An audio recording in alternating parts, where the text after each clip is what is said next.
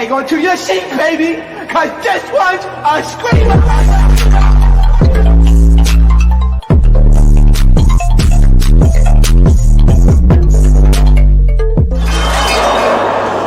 Are you not entertained?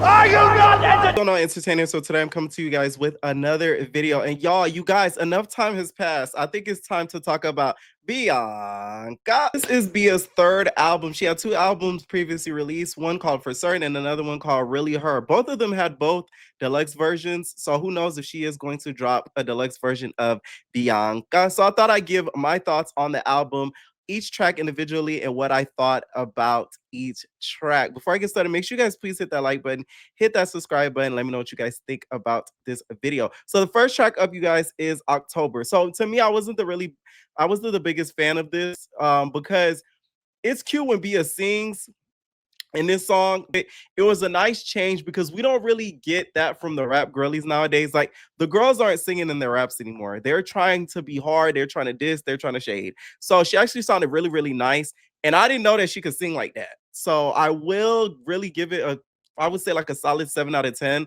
Just wasn't something I add to the playlist. You guys always know that I'm big on what songs are really added to the playlist, because we could listen to it once or twice around, but are you going to add it to the playlist so you can listen to it on a continuous basis? Because that's what's get those stream numbers up. So if you're not adding it to the playlist, what are we really talking about? So that's what I thought about October. Okay, next track we have is Dade. Now, at first I liked this song, but the more I listened to it, the more I didn't like it. I feel like this track to me is a heavy skip. Although Key Glock is added to it, and depending on the type of person you are, you may vibe with this song. I really feel like this track is going to be a club record that is going to be played in the clubs once it gets in rotation. So I do feel as if it was successful in that way, but it's not something I see myself just listening to on a daily at that. We have Bad Guy.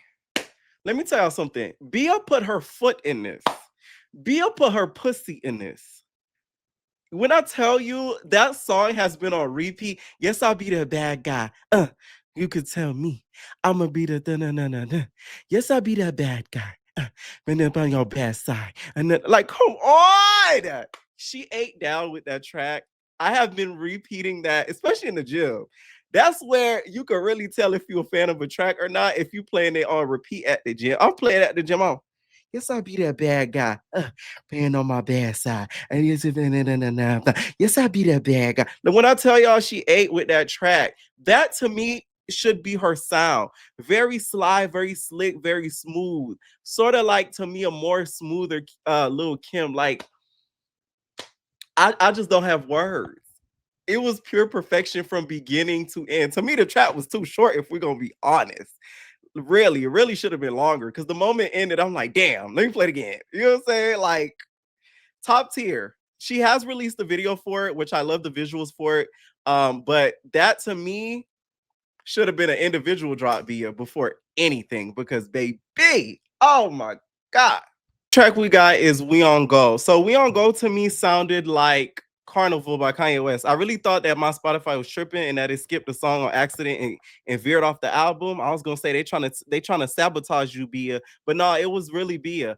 It's like it goes, we on go, we on go, we on go, we on oh. Like, it sounded like Carnival. Oh. It sounded the same. This is the type of track that you would play in a gym if you're trying to get hype, if you're trying to, make sure your energy stay up. Like, that's the type of track that you would play in a gym. Would I add it to my playlist? No.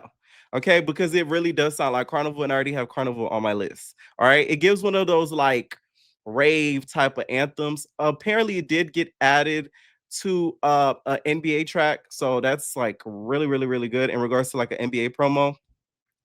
Which to me, it did what it was supposed to do, because it is a hype track.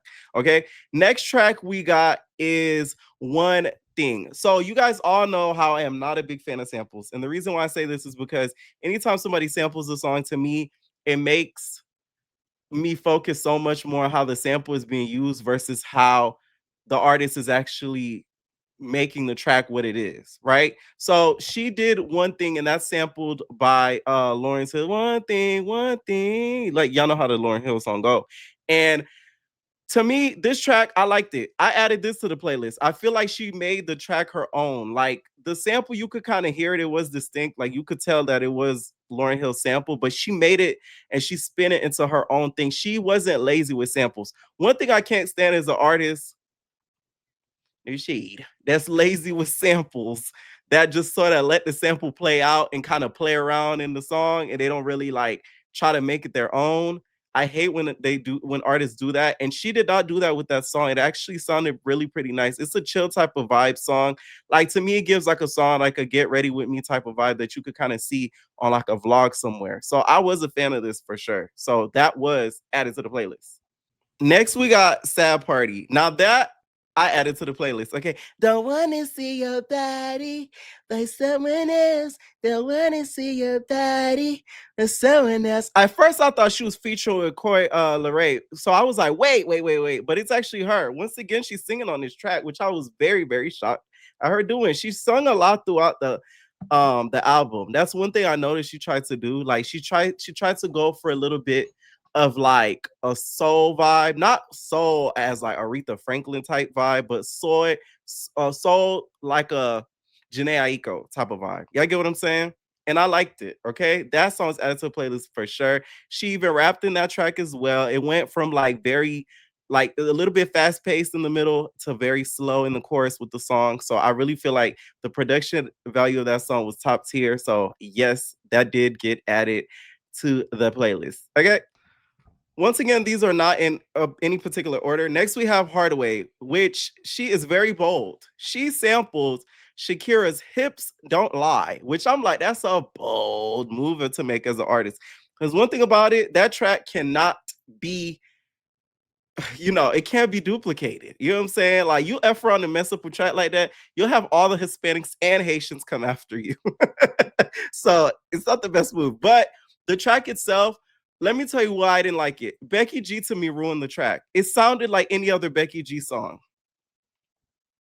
Am I the only one listening to it? I'm like, wait a minute. I could have sworn I heard this song before. Becky G came out, da na na na na na na, awe, awe, awe, da da da da da da da, awe. It just sounded like every other Becky G song. And to me, it made me turn off the song early. I went back to listen to it and I just was not feeling it.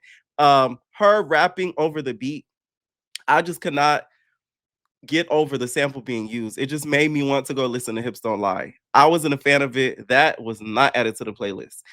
She's very bold for at least trying to sample that track and trying to make something of it, but it just wasn't something that I could see myself listening to at all. So that one to me is like a very heavy skip.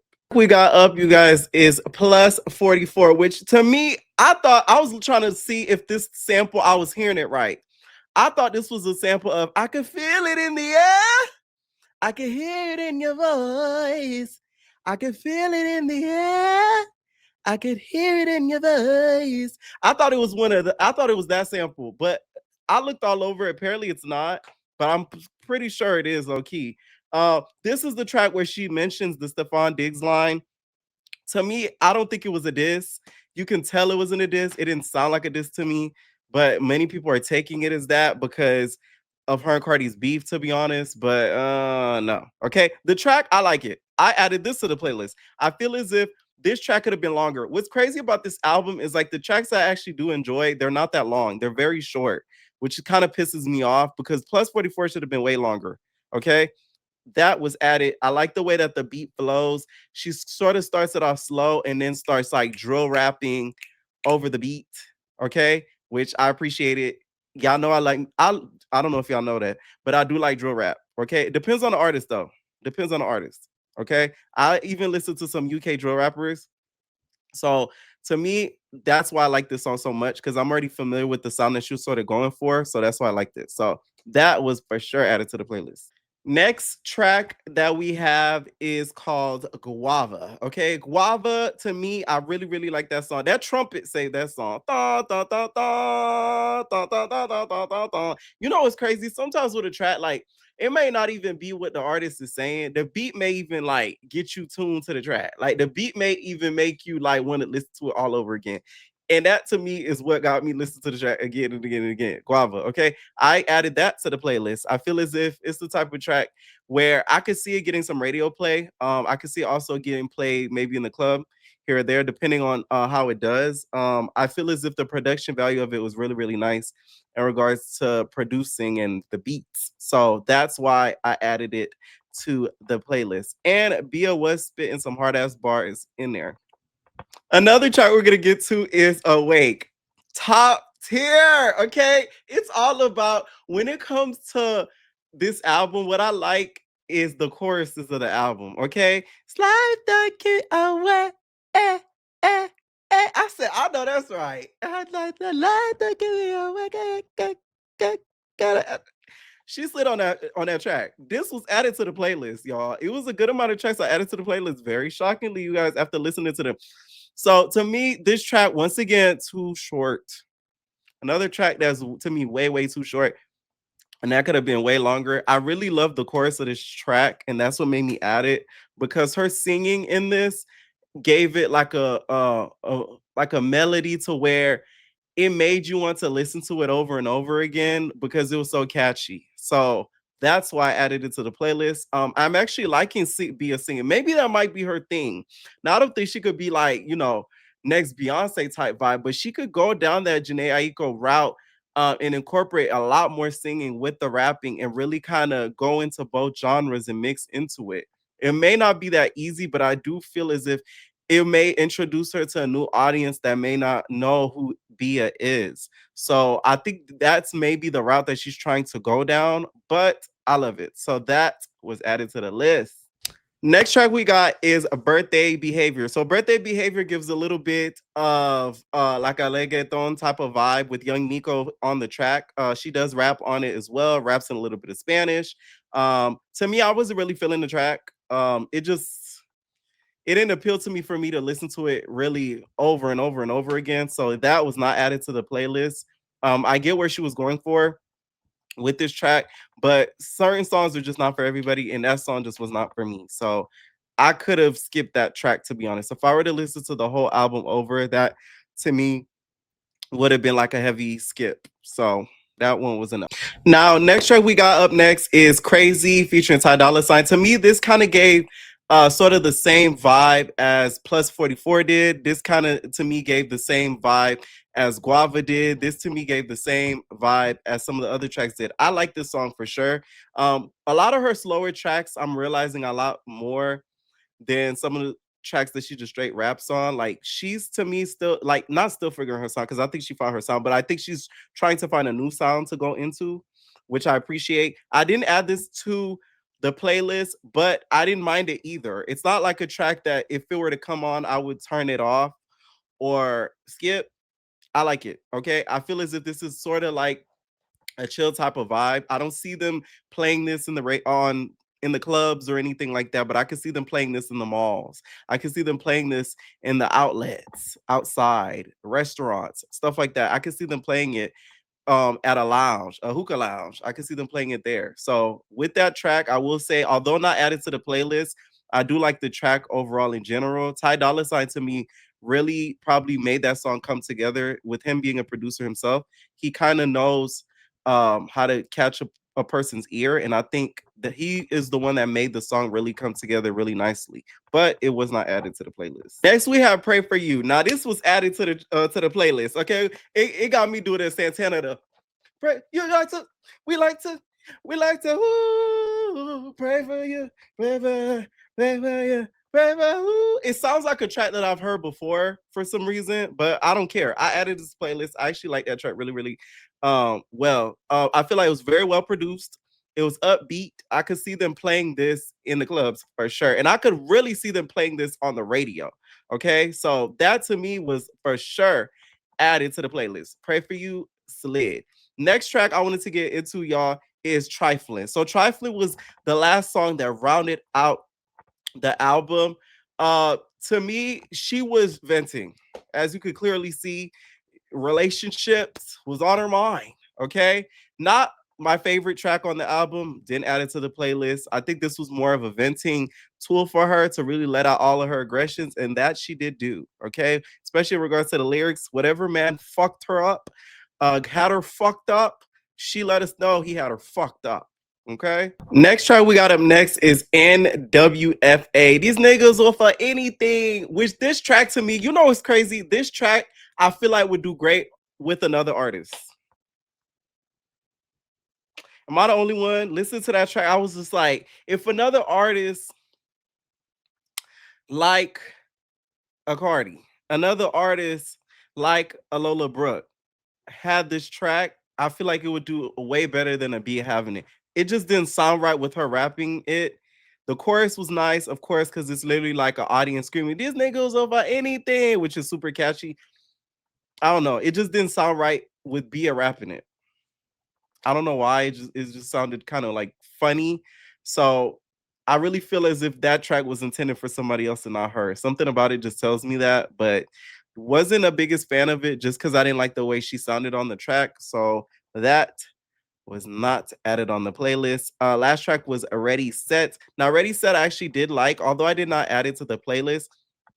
I like the party type of, you know, theme with it. It gave like warehouse party vibes. So I was, I wasn't too big of a fan of it, but I didn't hate it either. That's not a track I would skip, but I would just, prefer not add it to the playlist. I will say though, the project in general, I feel like it was very well done. I think that you could tell she put a lot of time into it. I like the fact that she tried to go down the melody route and start to sing throughout some of the tracks, which I feel like helped with a lot of the tracks that she was on. I think if Bia continues to go down that direction, she could really gain a new audience that might really appreciate that sound. Okay. Let me know what y'all thought down below about the album in general. How much tracks off the album did y'all even add to the playlist? Are y'all listening to it on the daily? Let me know what y'all think, and we're out, babies.